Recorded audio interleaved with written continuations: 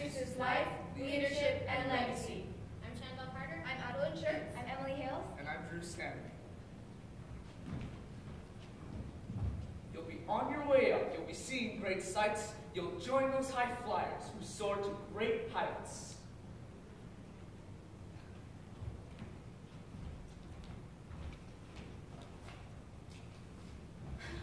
I am stressed. Why are you depressed? I said I'm depressed. Well then, why are you stressed?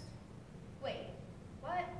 You're a nut. I'm feeling blue. It's true. Why are you? We're all nerds. Hey, don't you know? Dr. Seuss invented the word nerd. I just wish... You had Two Fish Blue Fish? No, I wish I had a different author. Are you well? Do you need a doctor? No, Kat, no. I just wish I was written by somebody else.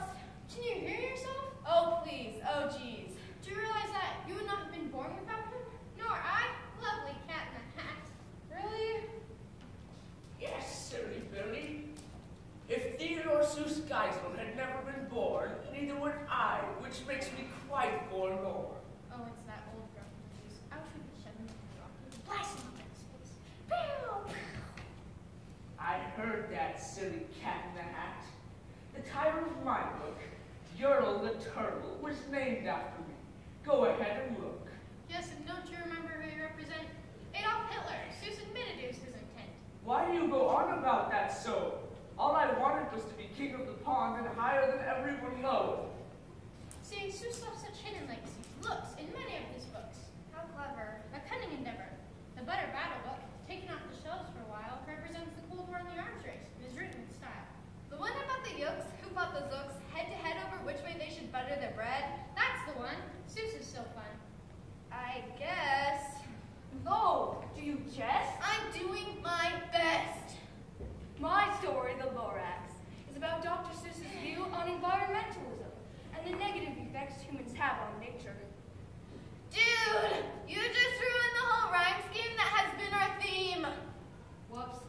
Don't give me bad looks. I still don't feel that Seuss is all that ideal. Think too, let me tell a story to you. I'll even make it rhyme. Fine. Just this one time. And now to begin. Trust me, this will win. My friends, Dr. Seuss was a poet, author, and illustrator who inspires kids and adults alike across the world. Even though he died in 1991, his legacy lives on today. You said you'd rhyme. Oh yes, rhyme time.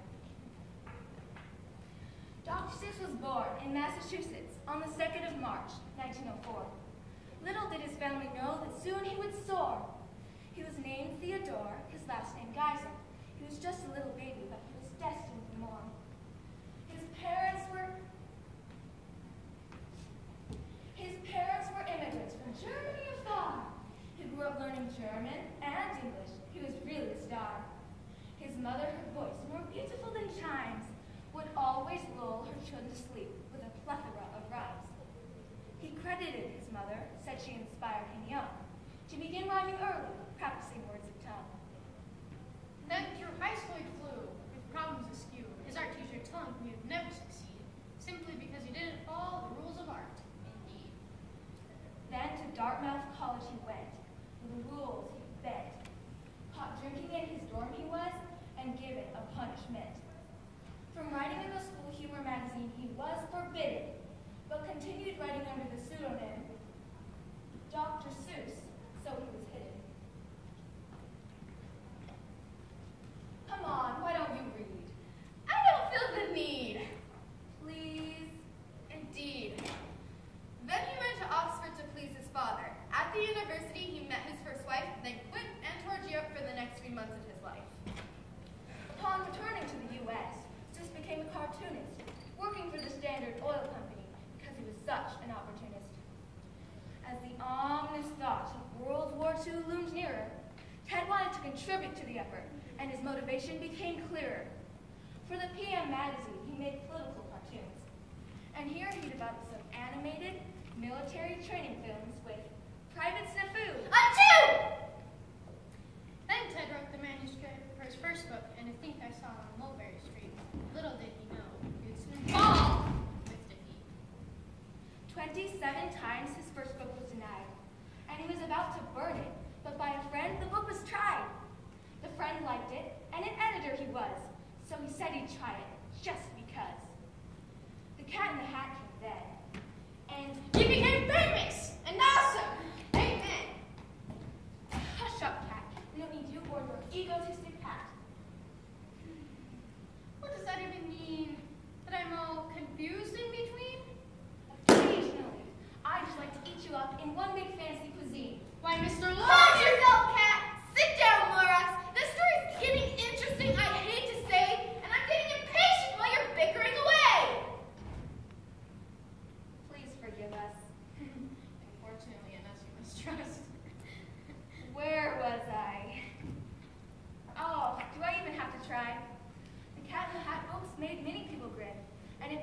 a challenge from Houghton Mifflin.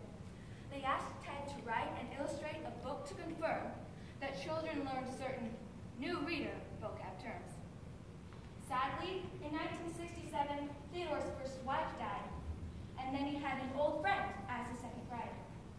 Her name was Audrey Stone Geisel, and after Ted passed away, she became president of Dr. Seuss Enterprises and helped his legacy stay. He died on the 20th.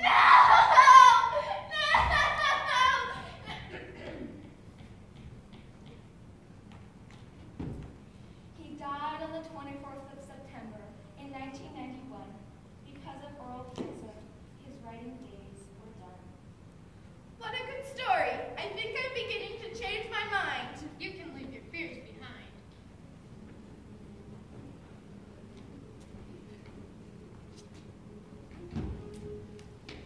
This day we celebrate the life, leadership, and legacy of Theodore Seuss Geisel, the writer who made the world so much brighter. His fun rhymes and his colorful characters will influence the world for all times. Oh, the Places You'll Go inspires high school graduates to this day, and his military training videos help soldiers in every way. The Cat in the Hat books help children to read, and with Yertle the Turtle, he indirectly began to lead. Seuss wrote what he believed, and all things he conceived. He never got discouraged, though his ideas were rarely encouraged. 'Twas amazing his enthusiasm, his devotion, and he gave the world the notion that you can do anything.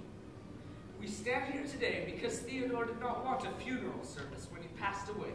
So in honor of his name, we dedicate this truffle tree in memory, and to say that he was amazing. His delicious green eggs and ham were good enough to eat with a fox in a box, and his drawings were deserving of a gold star from the Sneetches, or a few good long speeches. Ted was a subtle yet ingenious leader, hiding morals and opinions in his books for his readers. Theo Leasing was his second pen name, and 2 Academy Awards he claimed. Take a look at this book. Marvin K. Mooney, Will You Please Go Now, is famous, and I'll tell you how. After the Watergate scandal in the early 1970s, Art Bushwald, a columnist, asked Seuss to write something political, something to please. In return, Seuss took this book and replaced all Marvin K. Mooney's with the President Richard M. Nixon's name, which gave the book its fame.